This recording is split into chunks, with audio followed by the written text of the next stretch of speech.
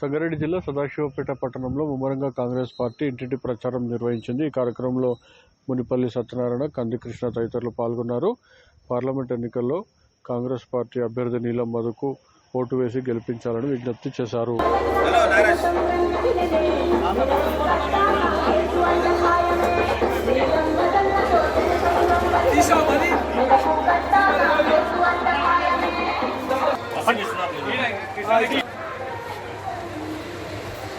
Congress party जिंदाबाद, Congress party जिंदाबाद।